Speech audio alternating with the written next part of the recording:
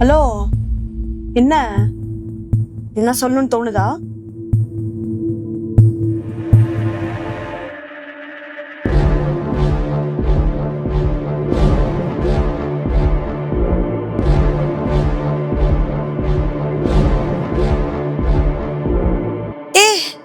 என்ன வாந்தி எடுத்துட்டு இருக்க நீ சமைச்சது உனக்கே சேரலையா? இதுல வேற அவன் எடுத்துட்டு போயிட்டான். பாவம்.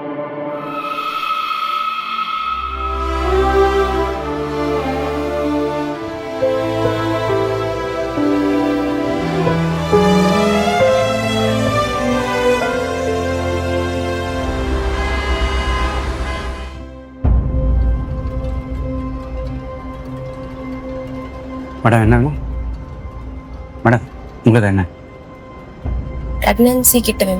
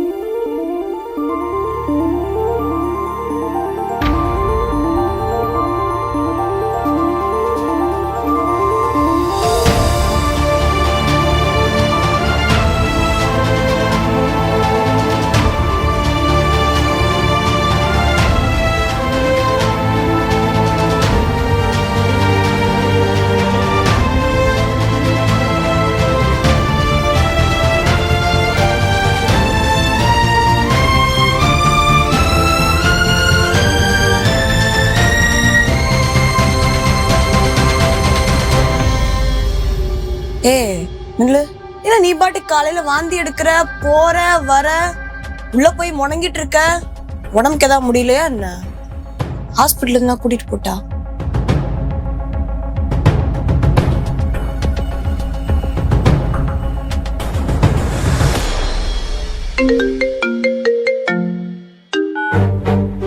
ஹலோ, என்ன பண்ற? இங்கதான் ஆபீஸ் ஒர்க்கு. உன் பொண்டாட்டி காலையில இருந்து வாந்தி எடுத்துட்டு இருக்கா. கேட்டாலும் சொல்ல மாட்டேங்கிறா. மெடிக்கல் வர போயிட்டு வந்தா. அவ சமைச்சதானே நீயும் சாப்பிட்ட? அதான் நானும் கேட்டேன். அடிப்பாவே, அப்ப அது நீ சமைச்சது இல்லையா? நான் எப்படா சமைச்சேன்னு சொன்னேன்? நீ சாப்பாடை மறந்துட்டு போயிட்ட, நான் எடுத்துட்டு வந்து கொடுத்தேன். நீ உடனே அதை வாங்கிட்டு தேங்க்ஸ்ன்னு சொன்ன. நான் சொல்லிட்டு வந்துட்டேன். அதான் என் பொண்டாட்டி சமைச்ச மாதிரியே இருந்ததா? எனக்கு எதாவது அவள் நான் நல்லா தான் இருக்கேன். சரி, நீ அவளை கொஞ்சம் பார்த்துக்கோ. நான் ஈவினிங் சீக்கிரம் வந்துடுறேன். சரி, ஓகே. சரி.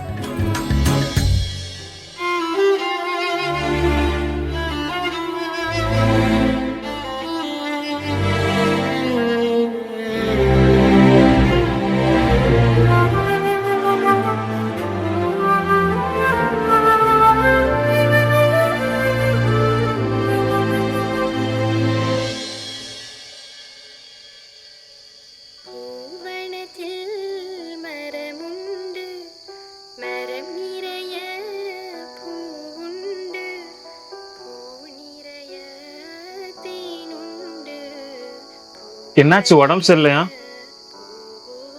மது தான் கால் பண்ணா.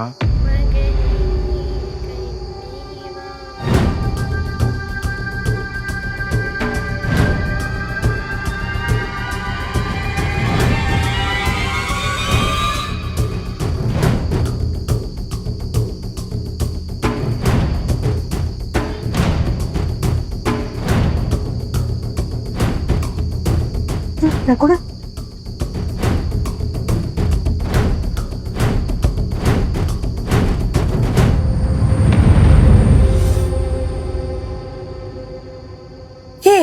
இது பிரெக்னன்சி கிட்ட உன்கிட்ட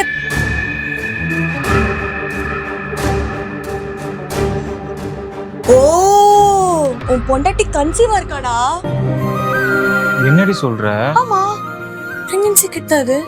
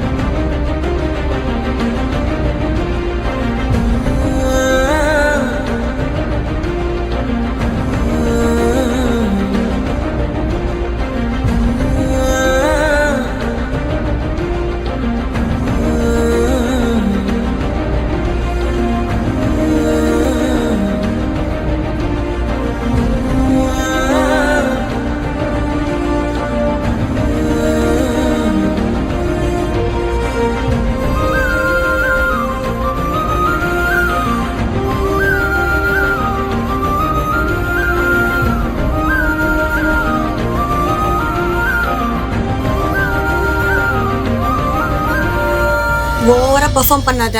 இதுல 50-50% தான் கன்ஃபார்ம் ஆகும். எனக்காக ஒன்று பண்றியா? டாக்டர் கேட்டு சொல்றியா? ஓ, பண்ணதெல்லாம் நீ நான் கேட்கணுமா? அவ என்ன எரிக்கிற மாதிரி பாக்குறாடா. என்னால முடியாதுப்பா, நீயே வேணா கேட்டுக்கோ.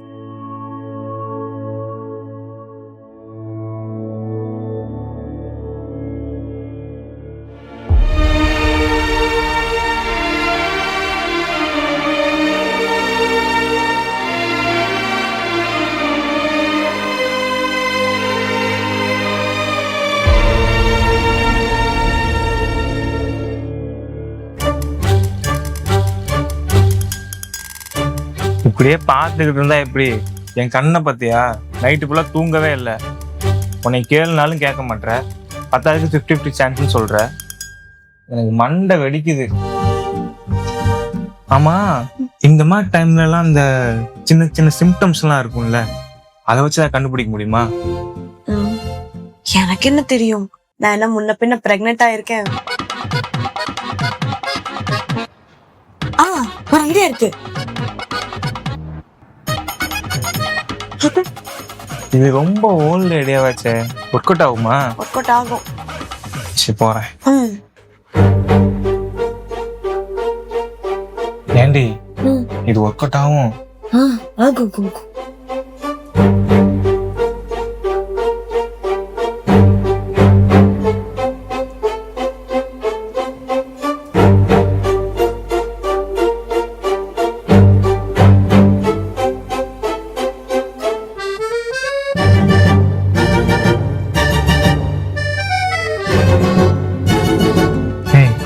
எடுத்துருப்பாளா?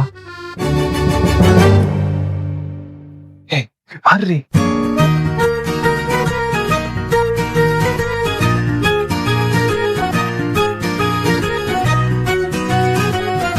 என்னாச்சு? Mission fail. இவ பெரிய நாசா விஞ்ஞானி. ராக்கெட் விட்டு மிஷன் ஃபெயில் ஆயிடுச்சு. நீ மாங்காய் கொடுக்கும்போது தெரிஞ்சு நீ ஒரு மாங்கான்ட்டு. இந்த சிப்ப நானே பாத்துக்கிறேன்.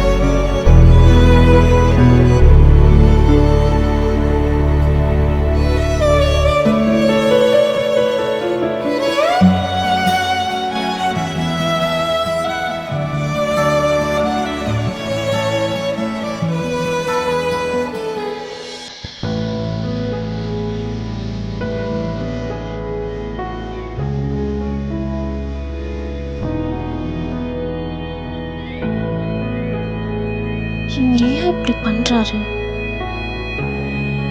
இதெல்லாம் பண்ண மாட்டாரே. ஒருவேளை நான் பிரெக்னன்ட் உங்களுக்கு தெரிஞ்சிருக்குமோ? தெரிய வாய்ப்பில்லை. அப்புறம் எப்படி?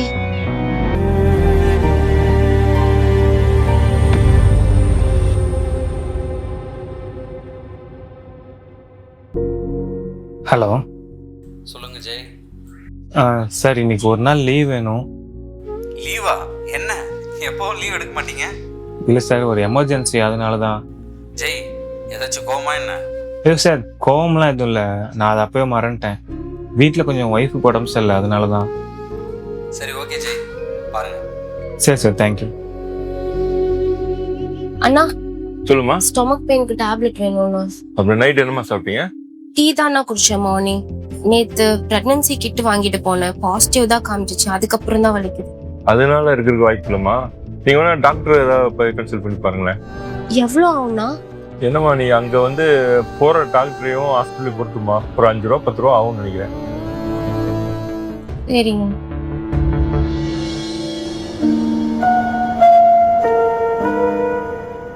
ஹலோ. ஏய் ஷாலினி, எப்படி இருக்க? ரொம்ப நாள் கழிச்சு கால் பண்ணிருக்கேன். உன்கிட்ட ஏதாவது அமௌண்ட் இருந்தா குடுடி. எங்கடி, எங்க வீட்டுக்காரே எனக்கு காசு கொடுக்கறது இல்ல. அப்புறம் நான் எங்க இருந்து உனக்கு அனுப்புறது? ஆமா, இப்ப எதுக்கு உனக்கு? சில்வி,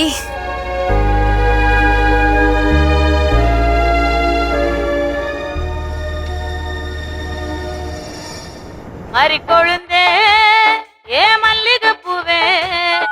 ஹலோ ஹலோ மாமா எனக்கு கொஞ்சம் காசு வேணும். எவ்வளோ வேணுமா? எவ்வளோன்னு தெரியல, உன்கிட்ட எவ்வளோ இருக்கோ அது கொடு. கடனா தான் கேட்குறேன், திருப்பி தந்துருவேன். என்னம்மா இப்படி கேட்குற? சரி, நான் அனுப்பிச்சு விட்றேன்.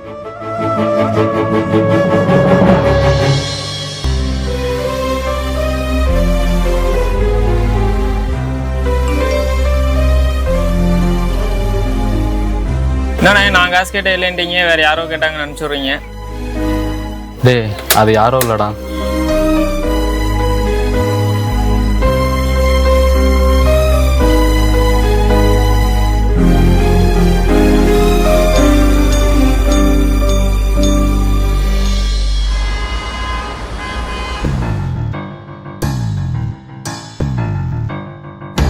என்னாச்சு டாக்டர்? ரிப்போர்ட்ஸ் எல்லாம் பாசிட்டிவாக தான் வந்திருக்கு. பயப்படுறதுக்கு ஒன்றும் இல்லை. பட் யூட்டரஸில் ஒரு சின்ன ப்ராப்ளம் இருக்குது. It's minor collapse. No issue. 30 days once கண்டினியூஸாக செக்கப் வாங்க. ஆர்கானிக்காக நிறையா சாப்பிட்டுக்கோங்க. தென் ஓகே, நெக்ஸ்ட் டைம்லேருந்து ஸ்கேன் நம்ம ரிப்போர்ட்லாம் பண்ணிக்கலாம். You can move. Okay doctor, thank you doctor.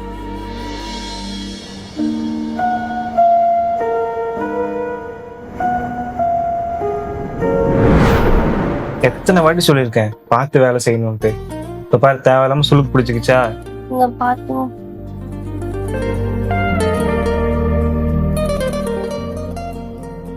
எங்க பிரெக்னன்ட் ஆனா எப்படி பாத்துப்பீங்க? நீ மட்டும் பிரெக்னென்ட் ஆகு. நீ பிரெக்னென்ட் ஆனதுல இருந்து டெலிவரி ஆகுற வரைக்கும், அந்த குழந்தை உனக்கு ஒரு கம்ஃபர்ட் வர வரைக்கும் நான் உன் கூடயே இருந்து பார்த்துப்பேன். உண்மையா? உண்மையா? நிஜமா? நிஜமா. பார்க்கலாம். பாருடி.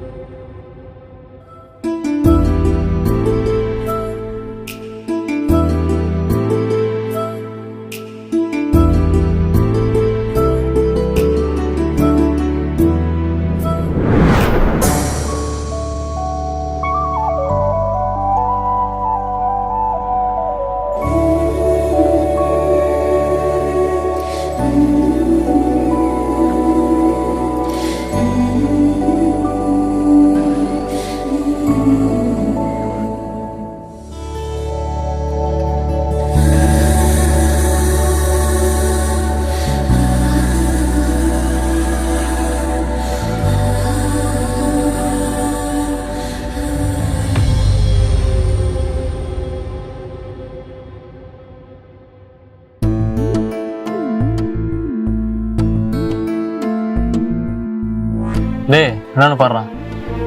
ஒரு நிமிஷம், உங்களை பார்க்க தான் வந்தேன்.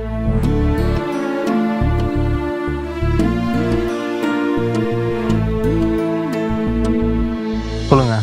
உங்களை பார்த்து நடந்த தப்புக்கெல்லாம் மன்னிப்பு கேட்கணும் தான் வந்தேன். எல்லா பிரச்சனையும் மறந்துருங்க, என்னை மன்னிச்சிருங்க. எனக்கு ஒரு விஷயம் தெரியணும். என் ஒய்ஃப் கன்சீவா இருக்கா இல்லையான்னு தெரிஞ்சுக்கணும். அது எப்படி எனக்கு தெரியும்? உங்க ஒய்ஃப் தானே, உங்க ஒய்ஃப் போய் கேளுங்க. இல்லை, இந்த பிரச்சனைக்கு அப்புறம் வீட்டுக்கு வந்ததோட சரி. ஆனா நாங்க 2 பேரும் பேசிக்கிறது இல்லை. அதான் அம்மாட்டையோ இல்லை உங்கள்கிட்டயோ சொல்லியிருப்பான்னு கேட்க வந்தேன். உங்ககிட்ட அதை சொன்னாலா? இல்ல, அதெல்லாம் எங்களுக்கு ஒன்றும் தெரியாது. எங்க அக்காவுக்கு இதை பத்தி எதுவும் தெரியாதுன்னு நினைக்கிறேன். அப்படி தெரிஞ்சிருந்தா என் தான் ஃபர்ஸ்ட் சொல்லியிருப்பாங்க. நான் தானே தாய் மாம, எல்லா சிறு வயசையும் நான் தானே செய்யணும். ஆமா, இது எப்படி உங்களுக்கு தெரியும்? இல்லை, வாந்தி எடுத்தா ஹாஸ்பிட்டல்லாம் போகலான்னு கேள்விப்பட்டேன். ஏங்க, இதெல்லாம் வச்சு கன்ஃபார்ம் பண்ணுவீங்களா? ஏதோ ஒரு கோவத்தோட உங்கள்கிட்ட சொல்லாம வந்திருக்கலாம். இந்த மாதிரி விஷயம் ஈகோ பார்த்தீங்கன்னா நீங்க தான் பின்னாடி கஷ்டப்பட்டாகணும். போய் பேசுங்க. அதே மாதிரி பேசுனா அடிச்சிடுவாளா? அடிச்சு அடி வாங்கிக்குங்க. உங்க பொண்டாட்டி தானே.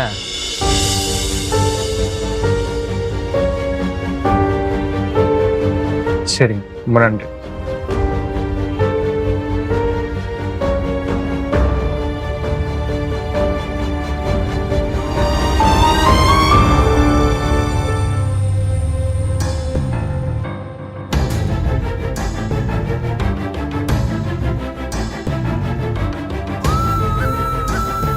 ஒரு நிமிஷம் நில்லு. நான் உங்ககிட்ட பேசணும். இவ்வளோ நாளாக நான் என்ன தப்பு பண்ணிட்டு இருந்தேன் எனக்கு நல்லா புரிஞ்சிருச்சு. ஆனால் அதுக்காகலாம் நீ இவ்வளோ பெரிய தண்டனை கொடுக்கணும்னு அவசியம் இல்லை. பொம்பளை நீ திட்டிட்டு 4 வார்த்தை பேசி உங்கள் அம்மா வீட்டுக்கு போயிட்ட. ஆம்பளை நான் எங்கே போக முடியும்? எனக்கு பெற்றவங்களும் இதை புரிஞ்சுக்கல. இப்போ வந்து நீயும் என்னை புரிஞ்சுக்கல. இவ்வளோ பிரச்சனை நீ எவ்வளோ கஷ்டப்பட்டிருப்பேன்னு எனக்கு தெரியலை.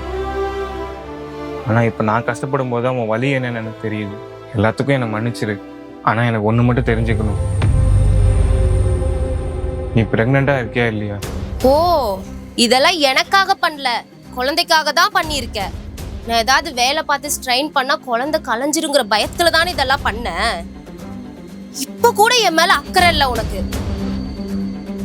இவ்ளோ பண்றியே, இது உன் குழந்தை தான் உனக்கு தெரியுமா?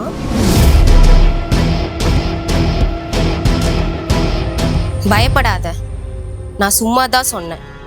நான் சும்மா சொன்னதுக்கே உனக்கு இப்படி சுருன்னு ஏறுதுன்னா, உங்க அப்பா அம்மா பேசும்போது நீ சும்மாவே நின்னல்ல, அப்ப எனக்கு எப்படி இருந்திருக்கும்?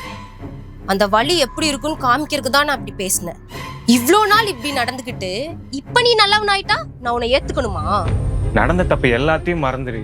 என்கிட்ட பேசு. இதுக்கு முன்னாடி எப்படியோ அது வேற. ஆனா நான் உன்னை கல்யாணம் பண்ணும்போது எப்படி பாத்துக்கிட்டோனோ இப்போ வரைக்கும் நான் அப்படிதான் பாத்துட்டு இருக்கேன். என்கிட்ட சொல்லு. சரி, பேசுறேன். இப்பவாது சொல்லு. உன் அப்பா இல்ல, உங்க அம்மா இல்ல, ஏன் உன் தங்கச்சி கூட இல்ல, நீ நான் மட்டும்தான் இருக்கோம். அவ யாரு? இப்பவாது சொல்லு. அவ பாட்டுக்கு வந்து உரிமையா உட்கார்றா, உன்னை வாடா போடான்னு கூப்பிடுறா, நீ அவ கூட சிரிச்சு பேசுற, வெளில சுத்துற. அவ யாருன்னு இது வரைக்கும் என்கிட்ட சொல்லவே இல்ல. ஏன் சொல்லணும்னு எனக்கு உனக்கு தோணலையா? இல்ல நான் தெரிஞ்சுக்கணும்னு எனக்கு அவசியம் இல்லையா? இவ்ளோ பேசியோ நீ அமைதியா இருக்கேன்னா நான் இங்க இருந்து எந்த பிரயோஜனமும் இல்ல. நான் போறேன். ஒரு நிமிஷம் நில்லு. என்ன மன்னிச்சிடு. ஜெய் ஏன் இவ்வளவு விஷயம் உன்கிட்ட மறைச்சான்னு எனக்கு தெரியாது. ஆனா நான் ஏன் இங்க வந்தேன்னா ஒரே விஷயத்துக்காக தான். இன்னும் கொஞ்ச நாள்ல நான் வெளிநாடு போறேன். அதுக்கப்புறம் யாரையுமே நான் பார்க்க முடியாது. அதனாலதான் பார்க்க வந்தேன். ஆனா இங்க வந்ததுக்கு அப்புறம் தான் எனக்கு தெரிஞ்சது அவங்களுக்குள்ள பெரிய சண்டை போயிட்டு இருக்குன்னு. அன்னைக்கு ராத்திரி நாங்க வெளியே போனோம்ல, சாப்பிட மட்டும் தான் போகணும்னு நினைச்சியா? ஜெய் உனக்கும் அவனுக்கும் இருக்கிற பெரிய சண்டை என்கிட்ட சொன்னான். அதுக்கப்புறம் தான் நான் ஒண்ணு பிளான் பண்ணேன். ஜெய்யும் நானும் சந்தோஷமா பேசி சிரிக்கிறது நீ பாத்தீனா அப்பயாவது ஜெய்கிட்ட நீ வந்து பேசிட மாட்டியா என்னதான்? நீயும் எத்தனையோ தடவை ட்ரை பண்ண பேசுறதுக்கு. என்ன ஈகோன்னு ஒண்ணு இருக்குல்ல, அவன்கிட்ட இருந்து ஒண்ணு ரொம்ப பிரிச்சிருச்சு. கல்யாண வாழ்க்கையில கோவம் நீயா நானான்னு இருந்தோம்னா யாருமே ஜெயிக்க முடியாது. கல்யாண வாழ்க்கை தோத்து தான் போகும். நிறைய பேர் காதல் கல்யாணம் பண்றதுக்கு பயப்படுறதே காதல் பண்ணும்போது சந்தோஷமா இருப்பாங்க, கல்யாணம் பண்ணதுக்கு அப்புறம் சண்டை போட்டு பிரிஞ்சிடுவாங்க தான். அதுக்கு உதாரணமா நீங்க 2 பேரும் இருந்துடாதீங்க. காதல் என்ன பண்ணா, நான் கல்யாணம் ஒன்னதானே பண்ணா. நாங்க காதல் பண்ணும் போது என் மேல காட்டின அன்போட உன் மேல அதிக அன்பு இங்க வச்சிருக்கான். நான் இங்க வந்ததுக்கு அப்புறம் தான் எனக்கு தெரிஞ்சது அது. நீ அதை இழந்துடாத. படிச்சது வளர்ந்தது எல்லாமே ஆர்ஃபனேஜ்ல தான். அதனாலயோ என்னவோ தெரியல, பாசம் நேசம் இந்த கூட்டு குடும்பம் பத்தி எல்லாம் எனக்கு தெரியாது. ஜெய்யோட அப்பா என்கிட்ட வந்து பேசும்போது சரின்னு தான் சொன்னேன். ஜாதக செட் ஆகலன்னு பிரிச்சு வச்சுட்டாங்க எங்களை. சரி, ஜாதக செட் ஆகலனாலும் பரவாயில்ல, நாங்க கல்யாணம் பண்ணிருந்தாலும் தினம் சண்டை வந்திருந்தாலும் ஆசைப்பட்டவனை கல்யாணம் பண்ண நானும் ஆசைப்பட்டவனை கல்யாணம் பண்ண அவனும் ஏதோ ஒரு விதத்துல ஒன்னாதான் இருந்திருப்போம். இப்படி சம்பந்தமே இல்லாம உன்னையே கட்டிட்டு அவன் கஷ்டப்படுறதை விட பேசாம என்னையே கட்டிட்டு கஷ்டப்பட்டு இருக்கலாமே. என்ன லவ் பண்ண பையன் வேற ஒரு பொண்ணுக்கு புருஷன் ஆயிட்டான்னு தெரிஞ்சோடனே எனக்கு கோவம் வந்துச்சு, கஷ்டமா இருந்துச்சு. என்ன பண்றது, எல்லாத்தையும் கடந்துதானே ஆகணும். நமக்கு பிடிச்சவங்க நம்ம கூட இருந்து கஷ்டப்பட்டா கூட பரவாயில்ல, யாரோ சம்பந்தமே இல்லாதவங்களை கட்டிக்கிட்டு கஷ்டப்படுறது எப்படி என்னால பாத்துட்டு இருக்க முடியும்? அதான் உங்களை சேர்த்து வைக்கலான்னு முடிவு பண்ணேன். அதுக்கப்புறம் நடந்ததுலாம் தான் இது. உங்களுக்குள்ள இருக்கிற சண்டையில நான் பஞ்சாயத்து பண்ண வரக்கூடாது. புருஷ பொண்டாட்டிக்குள்ள இருக்கிற சண்டையில மூணாவதா ஒருத்தவங்க வந்தாங்கன்னு வையே, குடும்ப சண்டை பெருசாகி சண்டை ரோட்டுக்கு வந்துரும். நான் உன் மேல உரிமை எடுத்து அவன் எவ்வளவு நல்லவன், அவன் உன் மேல எவ்வளவு அன்பு வச்சிருக்கான்னு நான் சொல்லியிருந்தேன்னு வையேன், புருஷ பொண்டாட்டிக்குள்ள நீ யாரடி வருதுன்னு எனக்கு கழுத்து பிடிச்சு வெளியே அமிச்சிருந்திருப்ப. அதான் நான் எதுவுமே உன்கிட்ட சொல்லல. நான் ஜெய் கிட்ட பழகுனது பேசுனதெல்லாம் நீ பார்த்தாத அவன்கிட்ட பேசிருவியான்னு ஒரு விஷயத்துலதான் நான் பண்ணினேன். ஆம்பளைங்கன்னா பாவம், அதுலயும் அவன் ரொம்ப பாவம் நான் சொல்லியிருந்தேன்னு வையேன், என் மேலயும் அவன் மேலயும் உனக்கு கோவம் தான் வந்திருக்கும். நீயே உன் கோவத்தை மறந்து அவன்கிட்ட பேசுறதுக்காக சில விஷயங்கள்லாம் நான் பண்ண வேண்டியதா இருந்திருந்தது. நான் இவ்வளவு பண்ணது உனக்கு கஷ்டப்படுத்தி இருந்தா தயவு செஞ்சு என்ன மன்னிச்சிடு. இவ்வளவு விஷயம் பண்ணது உங்க 2 பேருக்காக மட்டும்தான்.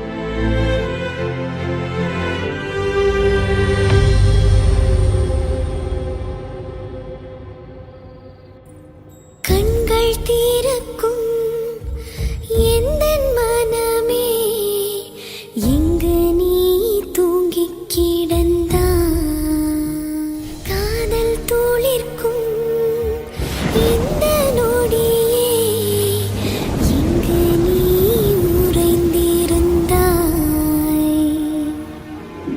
இதயம் தன் போக்கிலே அவன் பின்னே போக, உடலோர் கூடன இவன் முன்னே வாழ, உயிரே என்னை மீண்டும் இணைவாயா நான் கேட்கின்றேன். தவறை உணர்ந்தேனே நீ இன்றி நான் உதிர்கின்றேன். கண்கள் தீரக்கும் எந்தன் மனமே, இங்கு நீ தூங்கி கிடந்தாய். இதயம் தன் போக்கிலே அவன் பின்னே போக, உயிரே என்னை மீண்டும் இணைவாயா நான் கேட்கின்றேன்.